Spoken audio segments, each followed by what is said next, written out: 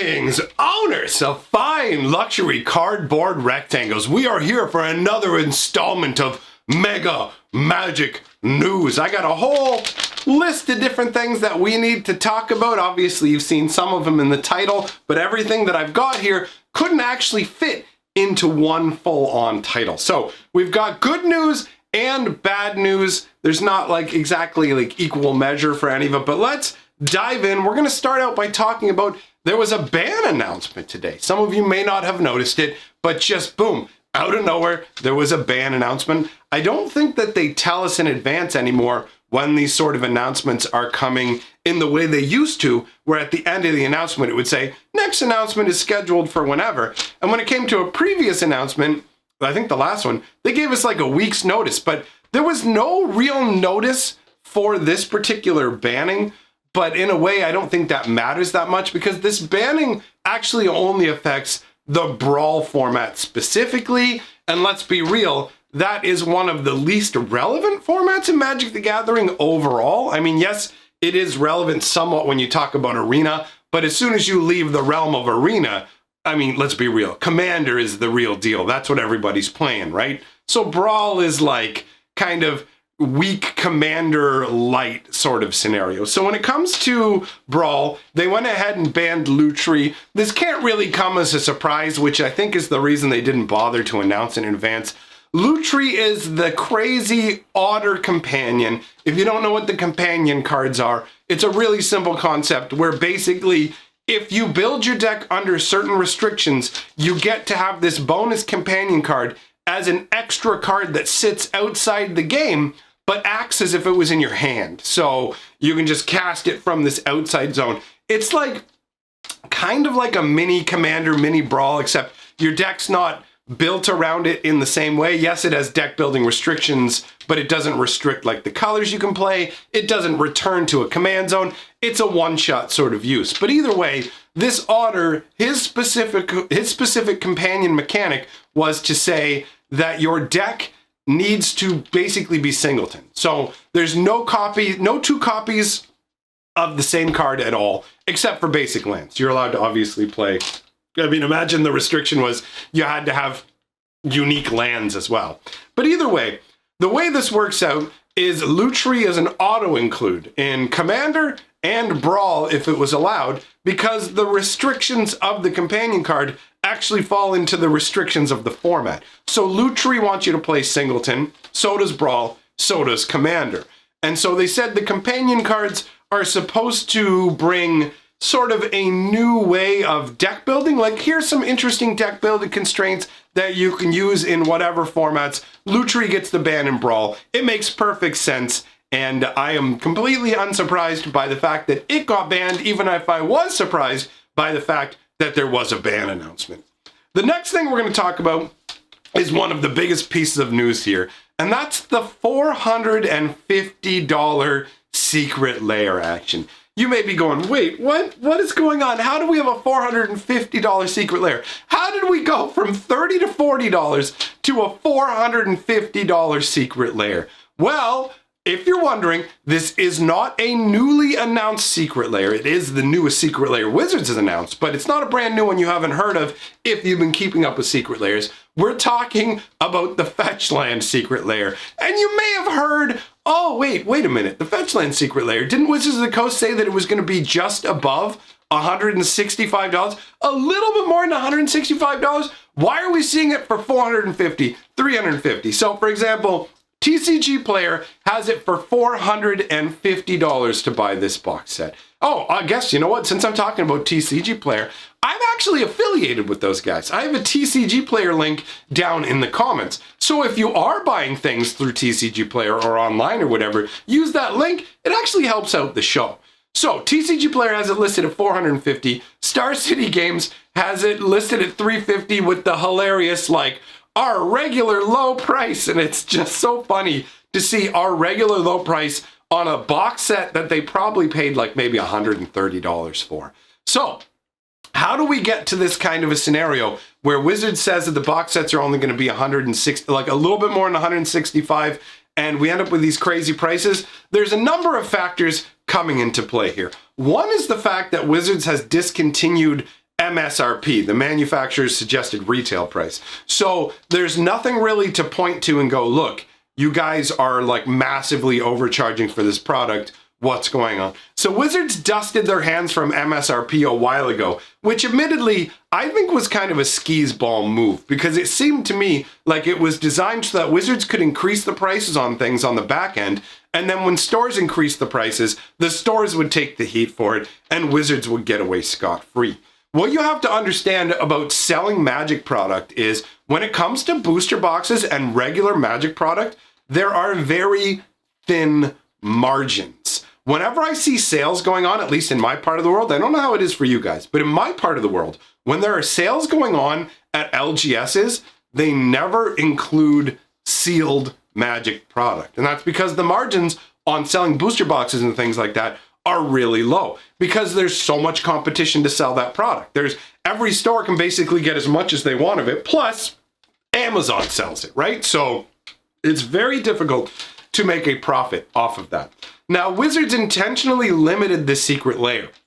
They said that stores would be getting like up to 10 of them, but the majority of stores are only getting 1 to 3 of these products. And there are some stores that are sitting there and going, okay, you know what, we're going to sell it for like 180. We're going to do it through a raffle scenario where the few people that have been selected can buy it. And that seems like a really nice way to do things. I'm torn. I am torn between like LGSs. When it comes to big names like Star City and things like that, selling them for really high prices, I don't have the same sympathy that I have for smaller LGSs. These LGSs that exist in smaller towns, and the booster boxes, they can't make much of a profit margin on. So if a local game store turns around and wants to sell these for $250 US, I can't really fault them for one of the few products that they're being sent to actually make a genuine profit off of, because the demand for the product is there, right? It's a weird scenario with this product where if stores sell it for low, like, and by low, that's the crazy thing about all this. The absurd price. First of all, we're talking about something that only has 5 cards in it. It's just 5 Magic cards.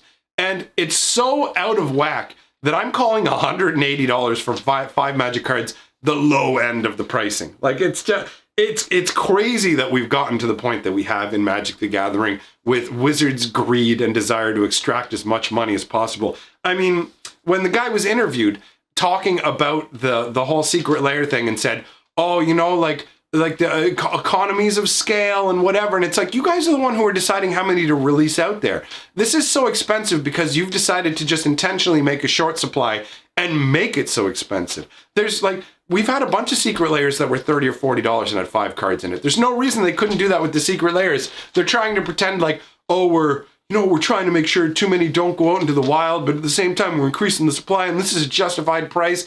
Like, it just leads to all this ugly greed, and there are a bunch of people who are upset about the price of it, understandably, and there are other people who are yelling about, no, the price is fine, they're not gouging at all. Can we not use words like gouging for Magic cards? And just, like, I can't get on the side of the people who are defending this. I really can't. The prices are absolutely absurd. There's no real justification for the price of this. And so, from the perspective of a small LGS, I can see them trying to get a bit more money. If they sell it at the regular price, that's nice, but someone else is probably just going to turn around and sell it on the secondary market, because Magic has become very much a culture of greed, and Wizards is going to see the prices, because make no mistake, at $350, Star City's going to sell out.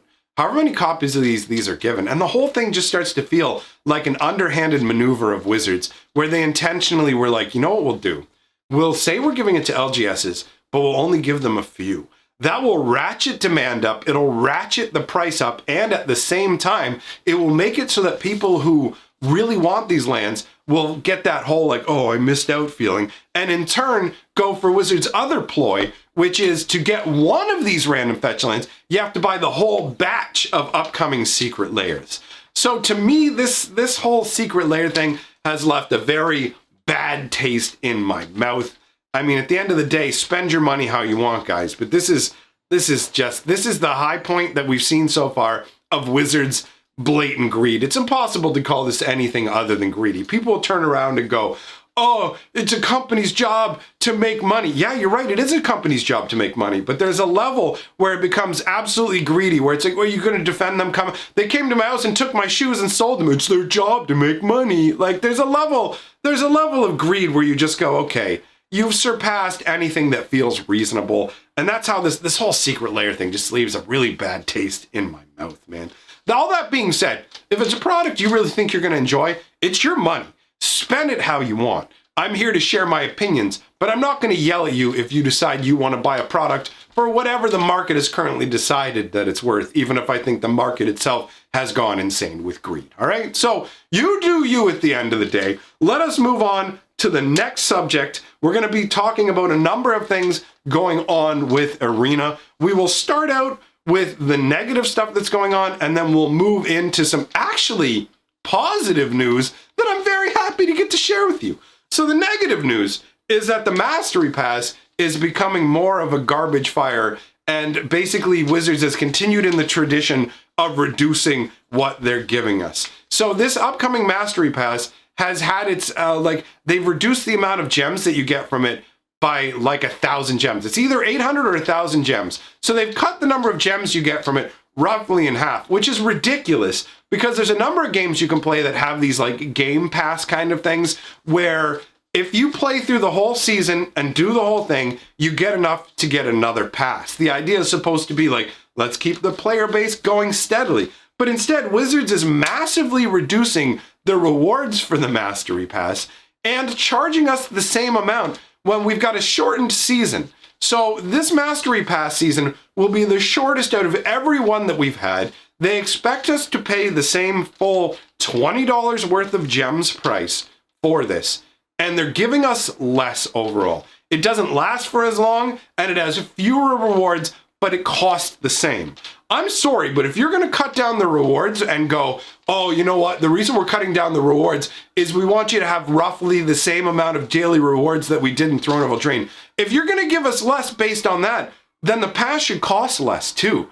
If we have a 20% reduction in time, the amount of time the pass goes for, and you give it a corresponding 20% reduction, now, I'm not saying that's the exact reduction, I'm just using this as an example. But anyways, if you take something and say, we have 20% less time to do this, and we're gonna give you 20% less as a result, but we still want you to pay 100%, that's absurd. That's absurdity. That's not acceptable, right? So for me, that's a big moment, right? So you'll have to decide for yourself if the Mastery Pass is worth it. We're going to get to the point where all they're going to give you in the Mastery Pass is styles, right? They already have it where you get 50 styles, but they try and cloak it and they think you're stupid, where they go, oh, well, you know, we'll do 25 styles and then we'll do 25 Mastery Orbs. And the Mastery Orbs can be redeemed for styles. Can they be redeemed for anything else? No. So what are you doing? We're giving you the same styles. We're just kind of letting you pick the order. And they did something skeezy with the last Mastery Pass, where if you don't buy the Mastery Pass, you only get 5 orbs. And to do all of one color, there were 6 slots. Like, it's some underhanded skis, guys. Let's be real. Now, there is some good news, all right? So we'll finish off with the different pieces of good news, because I like this. Now, this is one I don't particularly care about, but I know other people will be happy about, and it has to do with the Godzilla cards. So the Godzilla cards with their alternate art are going to be done as styles on Arena. And you have the ability, I believe, to just buy them with gems or whatever. But what they're doing that's cool is until, I believe it's the middle of next month, you will have the opportunity every time that you play in a limited Magic event. So that means sealed or drafts events. Every time you play in one of those, they'll actually give you a random Godzilla style skin for your card, right?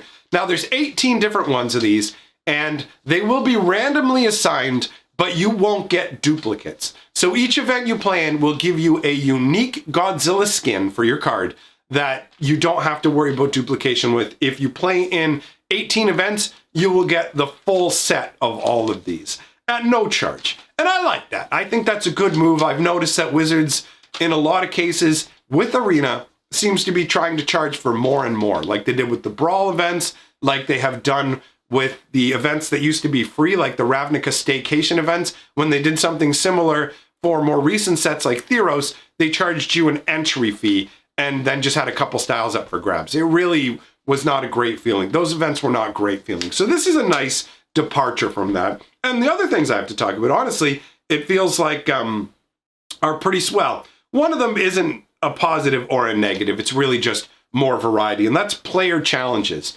So player challenges are going to become a more frequent thing. What are player challenges?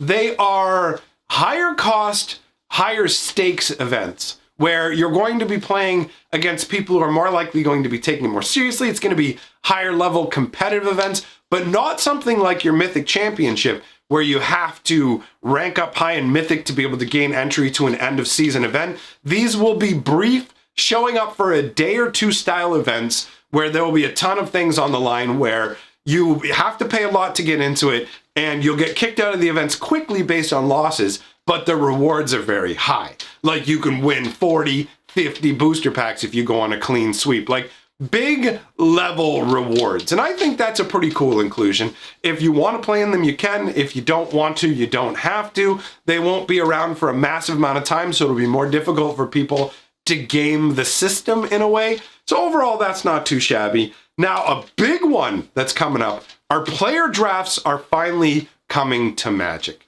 Well, not Magic, but Arena.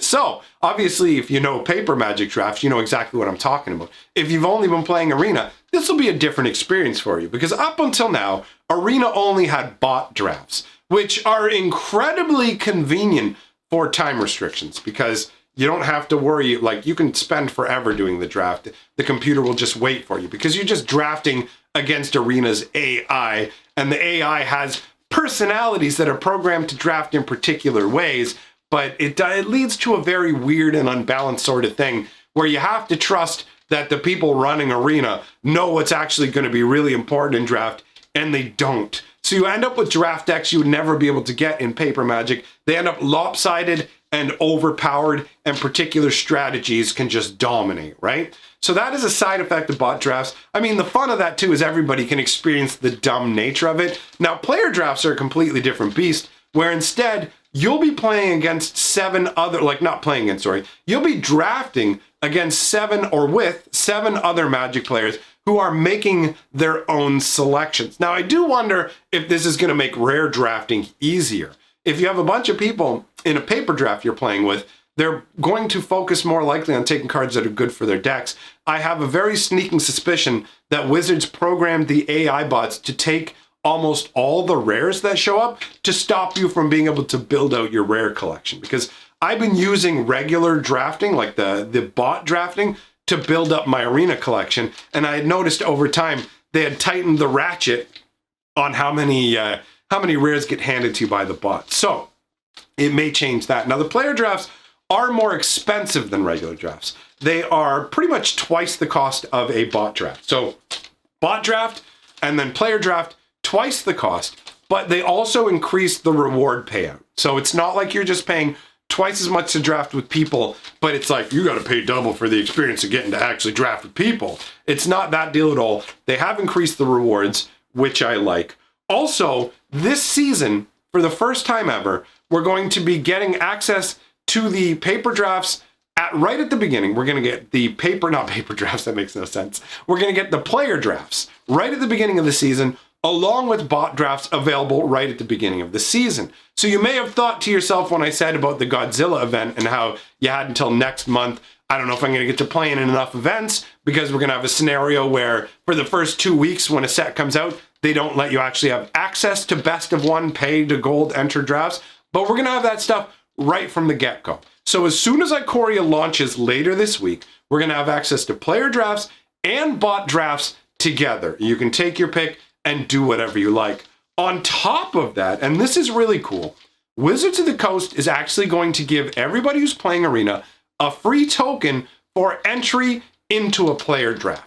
So I assume that we get it, like, they don't say exactly when we get it, but I imagine it's going to be right away, and that way they can get more people into the events immediately. You know what I mean? Like, this is a new thing they're launching, and they want to make sure the queues fire. So another thing to note is that this will change how drafting is. Like, we're basically Player drafts are you're going to be able to do a best of 1 or a best of 3 player draft.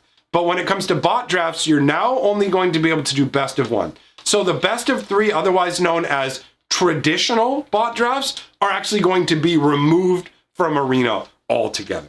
So that's a lot of stuff going on. We got bans, we got secret layer talks, the mastery pass, we've got all these changes to Arena. There are a couple other minor things that I didn't really put on the piece of paper, but they've told us later this year we will in fact be getting access to mobile Arena that will give us access to our whole collection. They are still working on, for all you Apple, for all you sweet little Macintosh boys, they are working on the Apple as well, so they can get it on the Apple Mac OS or whatever it is. So you guys will finally be able to join us and play some Arena. So I know I've talked about a lot here, the good and the bad. Let me know what you think about all of this in the comments below, my friends. Thanks for coming by, everybody. Really appreciate you having here. Had a lot of fun in the stream earlier today. Want to give a big shout out to my patrons and channel members for supporting what I do here. It does mean a lot to me. And I will see all of you lovely people very soon.